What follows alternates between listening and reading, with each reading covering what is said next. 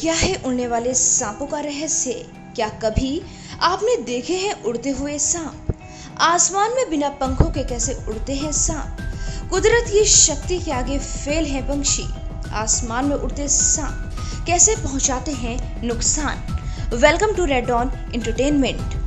दुनिया में ईश्वर ने कई तरह के जीव जंतु बनाए हैं और उन्हें अलग अलग तरह की खूबियों से नवाजा है। कुछ जीव चल सकते हैं, कुछ रेंग सकते हैं, तो कुछ उड़ सकते हैं, तो वहीं कुछ तैर सकते हैं। लेकिन अगर रेंगने वाले जीव अचानक से उड़ने लगे तो हैरानी तो होती ही है।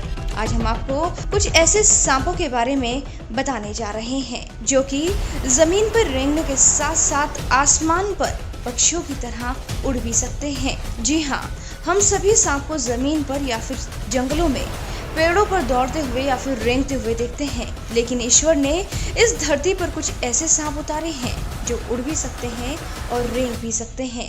ये सांप ऐसा कैसे कर पाते हैं, चलिए जानते हैं इसके पीछे का क्या है रहस्य। वैसे तो उड़ने वाले सांप बहुत ही कम देखने को मिलते हैं, लेकिन बहुत ज्यादा जहरीले ना होने के बावजूद भी इन सांपों का खौफ बहुत ज्यादा रहता है, क्योंकि ये कहीं से भी उड़कर किसी का भी शिकार कर सकते हैं और काट सकते हैं। इसीलिए जंगलों में घूमने वाले लोग इन सांपों से ज्यादा चौकन्ने रहते हैं।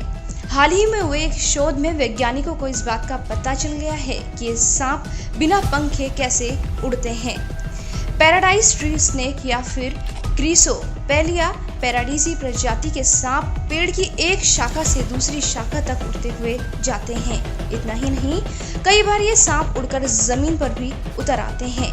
उड़ते समय ये सांप खास तरीके से हिलते हैं और हवा में तैरकर अंग्रेजी के लेटर एस के आकार में रूप ले लेते हैं और फिर एक स्थान से दूसरे स्थान पर पहुंच जाते हैं। वैज्ञानिकों और शोधकर्ताओं ने दावा किया है कि ऐसा इसीलिए कर पाते हैं क्योंकि ईश्वर ने इन्हें कुछ विशेष तरह की मांसपेशियां दी हैं। जब ये एक पेड़ से दूसरे पेड़ पर छलांग लगाते हैं तो इनकी मांसपेशियां कुछ इस तरह से खुलती हैं कि ये हवा के बहाव में बहने लगते हैं और उसी के साथ भी ये उड़ने लगते हैं।